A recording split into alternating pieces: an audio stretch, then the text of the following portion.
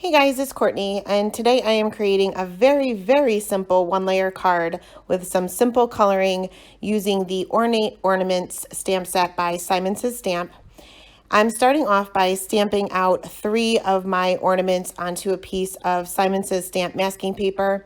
I wasn't sure if I was going to be overlapping these yet, but I knew I was going to be doing some ink blending in the background, so I knew I had to mask out my images. Once I had those stamped out, I did go ahead and fussy cut those out and arrange those onto a piece of Nina Solar White 80-pound cardstock. When I started this card, I knew I just wanted to color. I didn't really have any idea for this card in mind at all. So I used my masks to kind of place those onto my panel to see what layout I wanted to use. And once I was happy with the placement of my images, I went ahead and stamped those out using blackout ink by Ink on 3 because obviously we are going to be Copic coloring them. I'm going to do some simple, very simple ink blending in the background with some distress inks, but we're just going to concentrate on some simple coloring techniques and how to get dimension from your images. So like I said, I'm going to go ahead and stamp these out, and I did mask my second one just because I wasn't sure if my bottom ornament was going to overlap. It did not, but I did go ahead and mask these out anyway. They're pretty simple to line up, but just keep in mind that you can always fill in any white areas that you have around your images once you do your ink blending. You can always fill them in with a Copic marker that closely matches that color and nobody will know the difference. Once I had all of my images stamped and masked out, we'll move on to the ink blending. I'm going to be using 3 colors here. I'm going to be using peeled paint, mowed lawn, and pine needles. And these are all regular distress inks, but you can certainly use distress oxides for this. Now I wanted to have the area behind my ornaments be the lightest area and then work out to my darkest to make it look as if my ornaments were kind of glowing. So I just put a base layer down of the peeled paint. That's the lightest color. Then I'll move on to the mowed lawn and just go around that area. This is not going to be a perfect blending job. In fact, this is going to look like a hot mess before we get this done.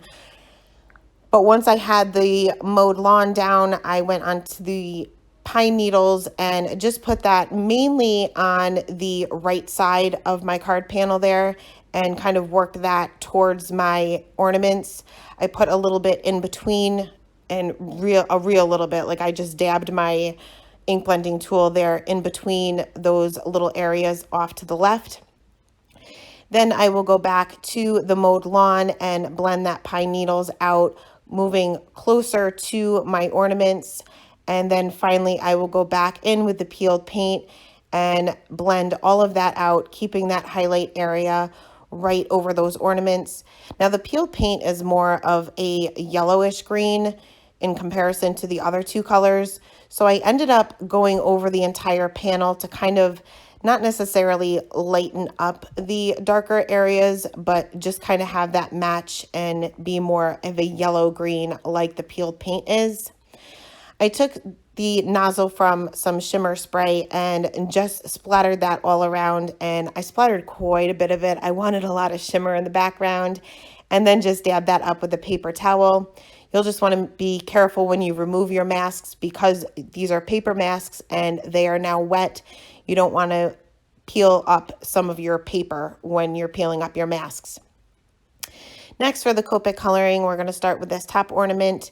And I'm just going to show you a little bit of this, but I am just basically covering up the little circles. And at first I was going to leave a highlight, but then I decided not to. I'm going to take my darkest color and I'm just pretty much doing like a C in the lower left corner, then the midtones, and then finally back to the lightest color. I wasn't getting enough contrast. It was too light. So I went back to the R46 and extended that out a little bit further with some flicking. Then went back to the R43 and then finally that R20 just to put there in the top right. So I'll show you a few more. I'm just doing that C with the darkest color, flicking that out with the R46, flicking that out a little bit further with the R43, and then finally to the R20. Now here's where I'll do a few at a time here. So some of these are really teeny tiny, so you're not going to be able to fit all 4 colors, but I'm starting by covering up the entire thing with the R20. Then I'll go in with the R59, or is this the 89? It's the dark red, creating that little C in the lower left-hand corner, flicking that out a little bit with the R46. Now for these little tiny ones, I'm pretty much just putting a dot there. You're not going to get much contrast. Next, for the R43, I'll flick that out a little bit further and just leaving that very small highlight there in the top right for the R20. Once I had all of these little circles colored, I went in with a goldish color, and I'm not doing any shading in between. I'm just going to color this in solid in between all of these little circles. Now you want to make sure that you're just using the tip of your marker and you're not touching any of the red, because red will bleed very easily. You don't want to bring any of that red into the background, so you just want to be super careful here. Next, we'll move on to the next ornament, and this is going to be really, really simple coloring. I wanted this to be like a silver ornament, so I'm going to use my cool grays. And I'm starting off with my C1 and just mapping out my darkest areas, which this is kind of like in 3 different sections. So my highlight, because this is a round object, is going to be in the center. So I'm going in with my C5 now, and I'm just basically tracing those lines within the stamp and going on either side, and then in the middle on either side of that section so that it would still appear round. Then I'll just extend those lines out a little bit further with my C3. I'm not doing any kind of flicking here. These blend really easily. Cool grays tend to blend very easily. Finally, I'll go back in with my C1 and blend the rest of that out. And for the little circles that are part of this image, I'm just going to go in with my R46, and I'm just filling these in solid. I'm not doing any kind of shading on these. These are teeny tiny, some of these, so you just want to barely touch the tip of the marker to the paper. Just keep in mind that even though this is Nina and it doesn't necessarily bleed, the color will still spread a teeny tiny bit. So because these images are so tiny, you want to just be very careful to only touch the tip of the marker to the paper. Next, we'll move on to the final ornament, and I wanted this to appear gold. Now, the way this is shaped, the lines that are inside of the little sections would be raised up. So these would be the lightest areas. So I'm starting off with my lightest color and mapping out my darkest areas, which is going to be on either side of these little sections.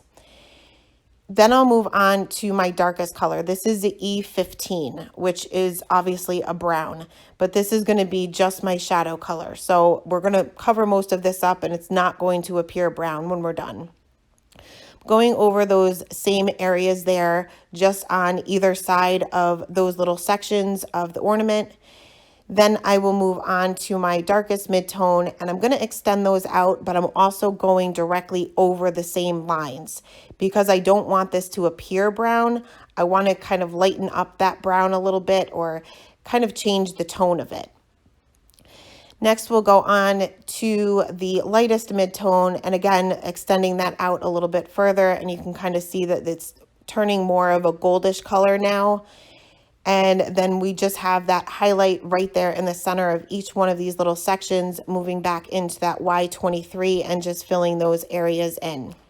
Finally, to get even more contrast or more dimension, I'm going to use my white gel pen here. First, I'm filling in that little white area that I didn't mask too well, and I'm filling that in with a YG93, and eventually I'll go in with a YG95. I'm just adding a little flick or a little curvy line to each one of these little circles on this top ornament. Now, some of the little teeny tiny ones I did skip, but all the other ones I'm putting in a little bit of a reflection, and this will give you even more dimension, especially if you're not overly happy with your blending. This will mask it a little bit and cover that up a little bit more. Next, being my ornaments were kind of just floating there, I'm taking an EK Success journaling pen and I'm going to go over the lines or this little loop where I guess it would be hanging from. And I'm going to darken that up a little bit with that pen. And I'm also going to add a string as if they were coming or hanging off from the top of the card panel. And I wanted to add shimmer to all three of these ornaments. So I'm taking a Nuvo shimmer pen here and covering up pretty much everything. For the top one, it's just going to be the little circles. I didn't bother to color in the middle of it, but you certainly could. I don't even think those areas are so tiny. I don't think you would really even notice the difference. This is where I realized I forgot to color the top of this little ornament where the hook is, I guess. So I'm going to quickly go in with my cool gray markers and color this in like a silver. So I'm starting with my C5, which is the darkest color, but because these blend so easily, you can definitely start with your darkest.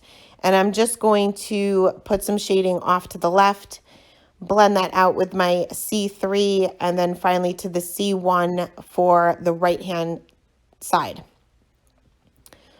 Once all of my coloring is done, I'm going to go ahead and stamp my sentiment from the same stamp set with my VersaFine Onyx Black ink. And I added a little bit of glossy accents, and I have this in one of those precision bottles, and I'm just adding a few little dimensional areas here, I guess, to these little dots on the middle ornament. And this will not take too long to dry, being these are such tiny areas. After I got done recording, I did trim my panel down a little bit and put this onto a cream colored card base. And I did add a few clear Nuvo drops underneath that sentiment just to add a little bit something extra. And that is the card for today, guys. Thanks a lot for stopping by. Hope you guys have a great day. Bye.